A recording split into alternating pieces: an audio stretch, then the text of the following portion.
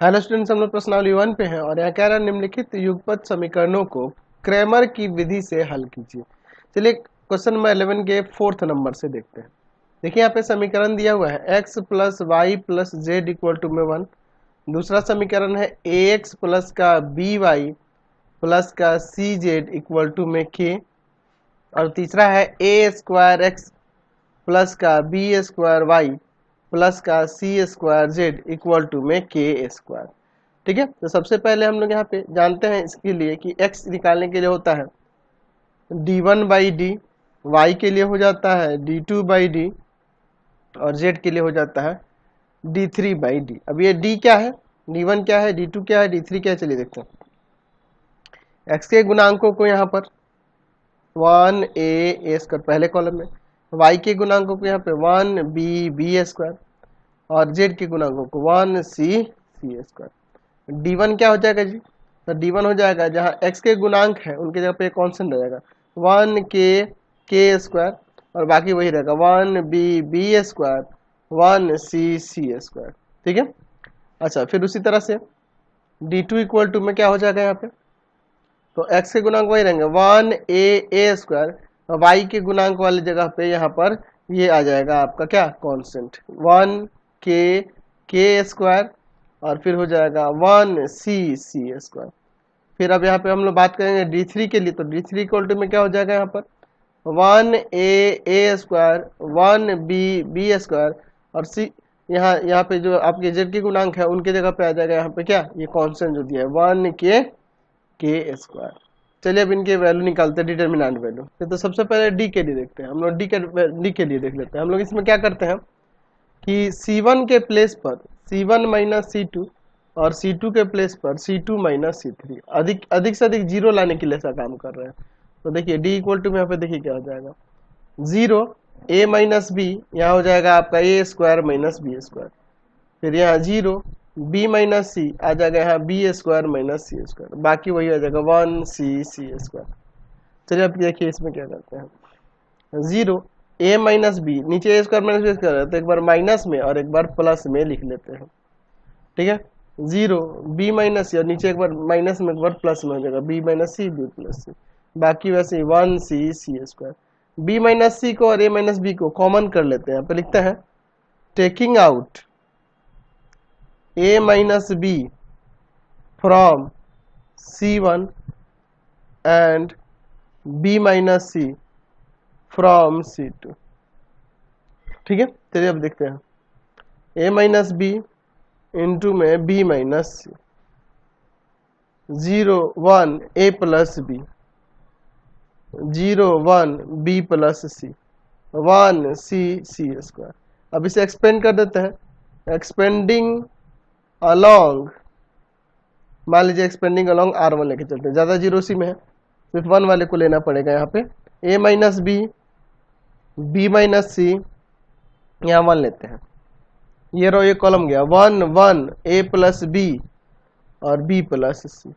चलिए देखिए a minus B into में b माइनस सी, यहाँ पे देखिए अंदर क्या हो जाएगा b प्लस सी माइनस में a माइनस में b हो जाएगा, तो यहाँ b से b कट जाएगा तो आ जाएगा यहाँ पे a minus B into B minus C into में c माइनस a।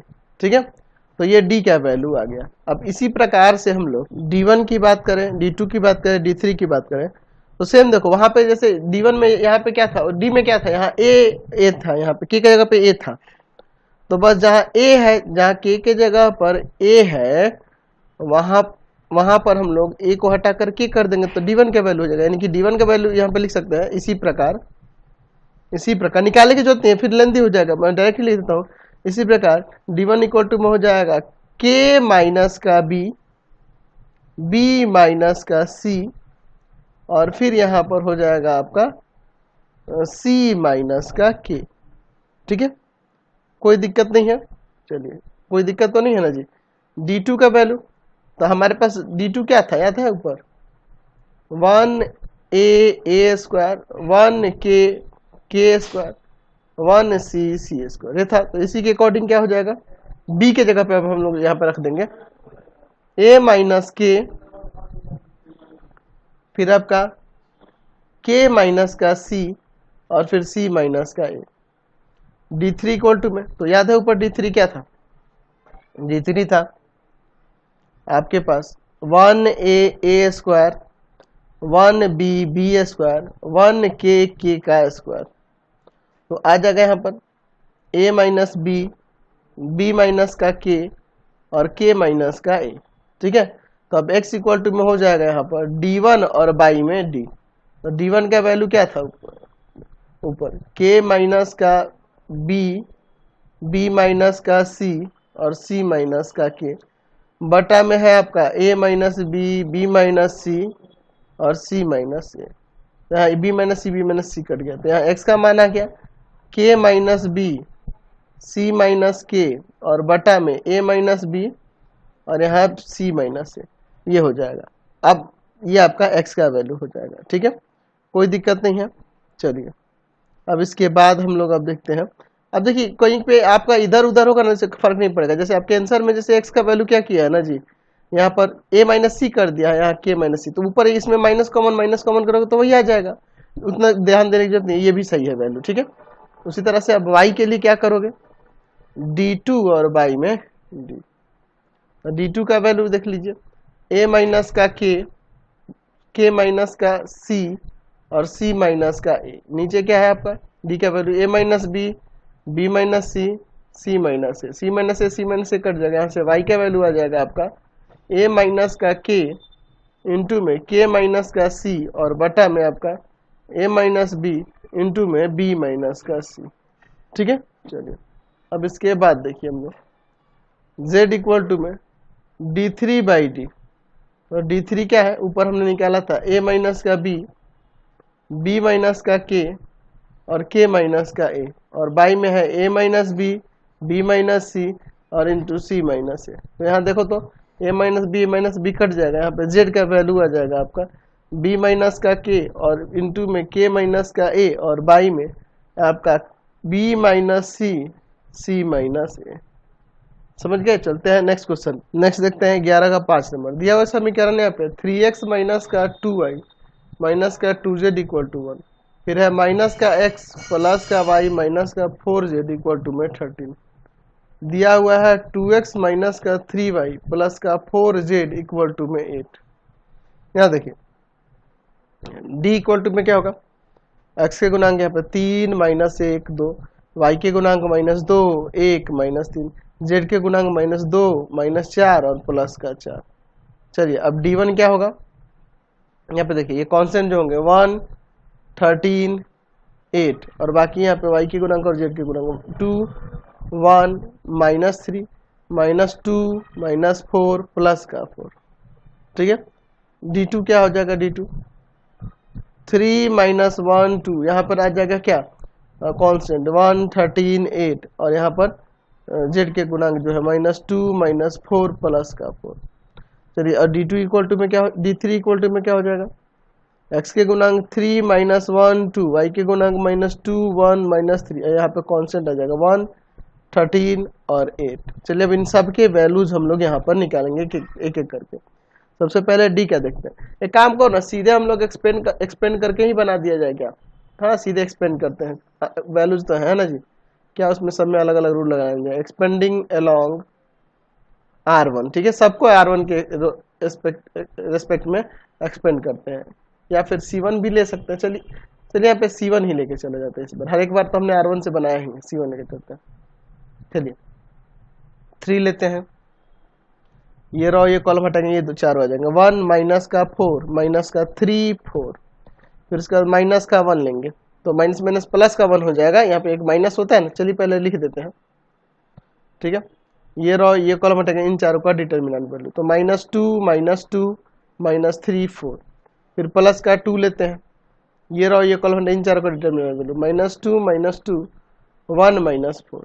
चलिए अब इसे आगे सॉल्व करते हैं, 3 इंटू में क्या हो जाएगा 4 माइनस का 2n, ठीक है, प्लस का 1 इंटू में माइनस का 8 और प्लस का, ये प्लस में होगा बीच में माइनस होगा तो 6 आ जाएगा, माइनस माइनस प्लस हो जाएगा, बीच में माइनस होता ही है, प्लस 2 इंटू में यहाँ पर 8 और प्लस का 2 आ जाएगा।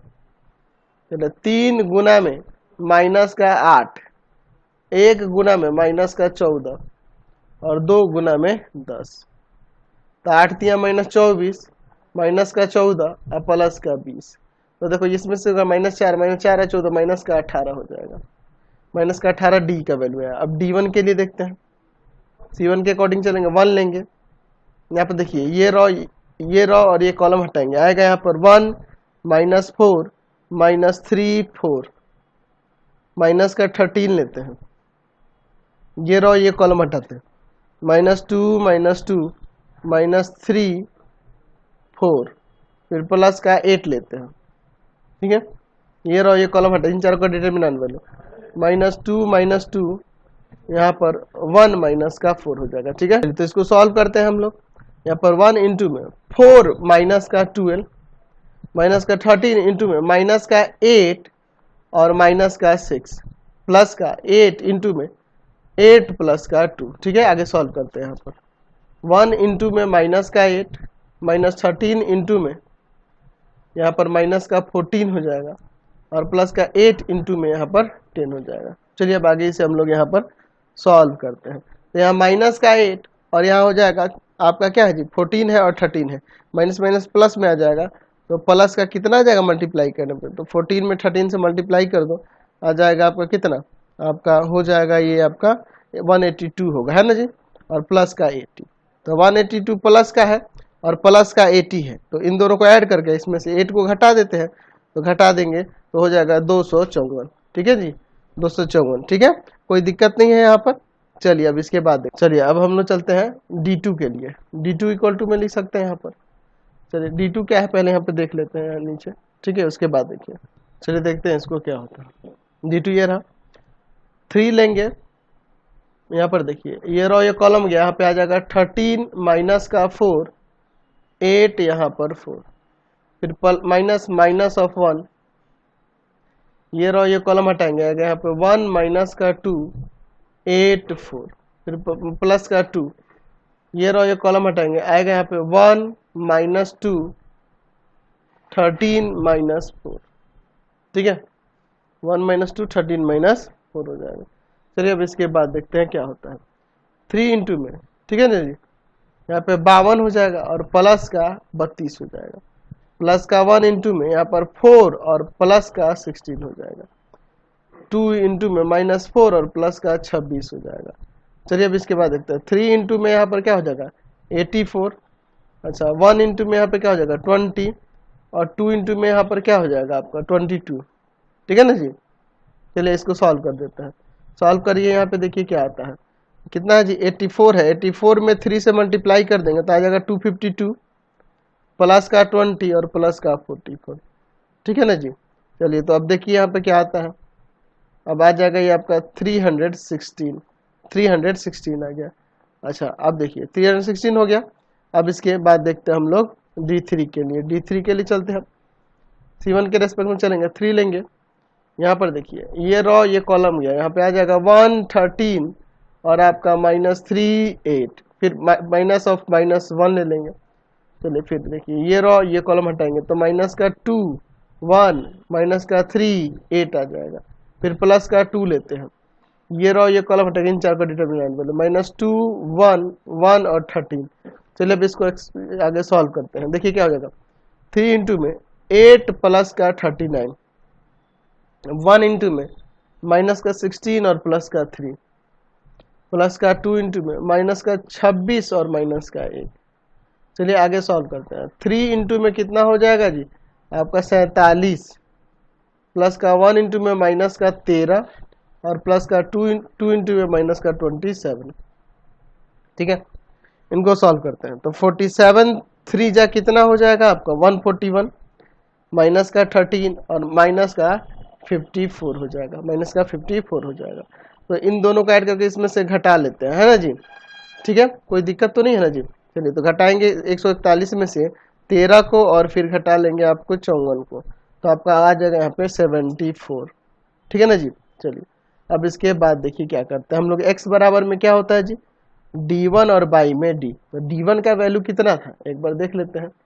D1 का वैल्यू आपके पास ऊपर आया 254 और D का वैल्यू है -18, 254 और बटा में 254 बटा में माइनस का 18, 2 से काट सकते हैं 9 बार में, 2 से काट सकते हैं 127 बार में, यानी कि माइनस का 127 बटा में 9 x का वैल्यू हो गया। y के लिए क्या हो जाएगा जी, y के लिए हो जाएगा यहाँ पे d2 और y में d, तो d2 का वैल्यू कितना है, तो d2 का वैल्यू है 316 और बटा में माइनस का 18, 2 से काट देते हैं यहाँ पे आ जाएगा 9 और यहाँ 2 से काटेंगे तो आ जाएगा यहाँ पर कितना हो जाएगा जी, 300 कितना था, 316 था ना जी, 316 का हाफ कर देते हैं तो यहाँ पर आ जाएगा 158, तो आ जाएगा माइनस का 158 और बटा में 9। अच्छा जेड के लिए क्या करेंगे जी, तो d3 और y में d3 का वैल्यू कितना है आपका 74 है और माइनस का 18 था उसका वैल्यू, यहाँ पे 9 और यहाँ पे हो जाएगा 37, तो आ जाएगा यहाँ पे माइनस का 37 और y में 9, यहाँ x y z तीनों का वैल्यू आ गया। ये काम करते हैं, आज की क्लास में इतना ही रहने देते हैं, नेक्स्ट वीडियो में आगे देखेंगे। आपको हमारे 3 चैनलों को सब्सक्राइब करना होगा। पहला है path finder classes Chhapra, path finder classes Chhapra. दूसरा है आपके पास भारती भवन रविकांत सर, भारती भवन रविकांत सर, रविकांत सर। और तीसरा चैनल है Ravikant sir R D Sharma solution, Ravikant sir R D Sharma solution, R D Sharma solution. तीनों चैनलों को सब्सक्राइब कर देंगे। इससे रिलेटेड वीडियो के लिए सीधे डिस्क्रिप्शन में, इससे रिलेटेड नोट्स के लिए गूगल पे जाकर सर्च करेंगे www.ravikanstsir.in और यहाँ जाकर आप सभी क्लासेस के नोट्स उनके पीडीएफ को डाउनलोड कर सकते हैं, पढ़ सकते हैं। इंस्टाग्राम और फेसबुक पर जाकर पाथ फाइंडर क्लासेस छपरा को लाइक एंड फॉलो करना नहीं भूलेंगे। Thanks for watching the video. Comment करके जरूर बताएं कि हमारे चैनल की वीडियोज आप सभी को कैसे लगते हैं। Thanks for watching.